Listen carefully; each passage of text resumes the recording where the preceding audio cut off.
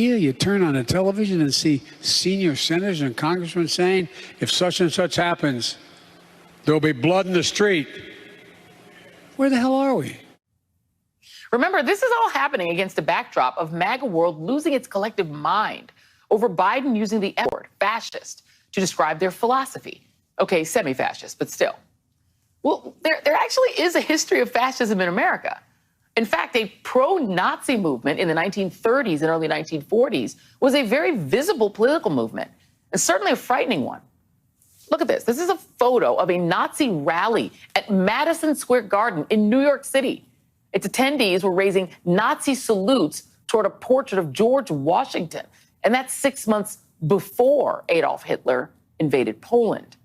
It was perhaps the most organized attempt to bringing Nazism to the forefront of American life. And this appeal extended far beyond the fringe, as noted by the Washington Post, saying it reached prominent citizens such as Henry Ford and Charles Lindbergh. Lindbergh was known to many as the famous long-distance aviator and the victim of a famous baby kidnapping. But you know what else he did? He praised Adolf Hitler as undoubtedly a great man. So when President Biden references fascism, he isn't doing it lightly. Yes, what we're dealing with today is a long way from the pro-Nazi movement of the 1930s, but there are disturbing echoes.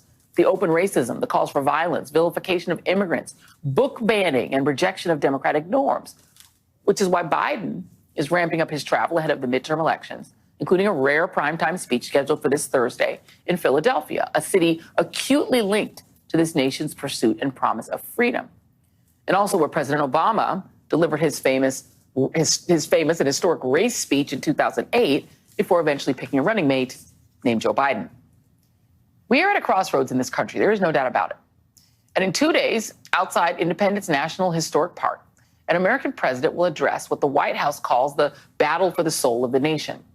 Then it's up to the voters to decide this fall which side we're on and how much we're willing to fight for it.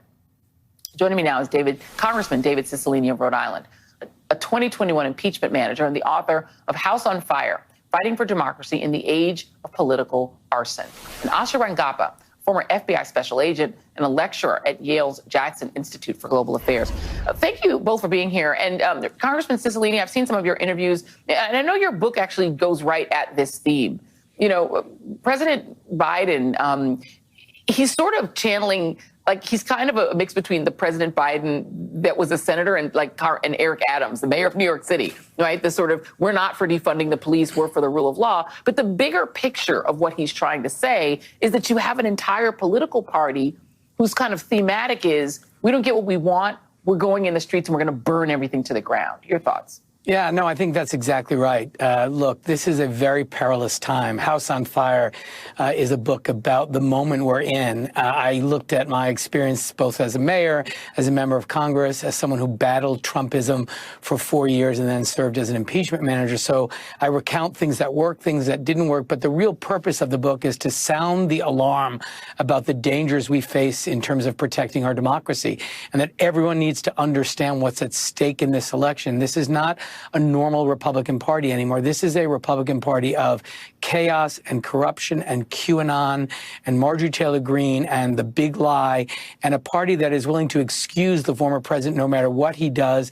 They concoct excuses for his misconduct. And this is very dangerous. If you look at the checklist for fascism, the kind of authoritarian leader, the use of violence, the kind of obsession with a plot, the demonizing of others, all these things are trademarks of the kind of authoritarian leader or fascist leader that we don't want in this country.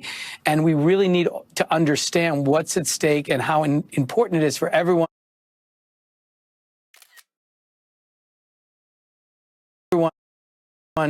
to really understand that in this election we have a fundamental choice. Are we going to protect American democracy?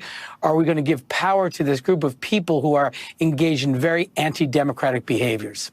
You know, Senator Lindsey Graham did try to sort of clean up on aisle 5, Asha Rangappa, on his comments about there's going to be riots in the streets. Let's listen to him doing that.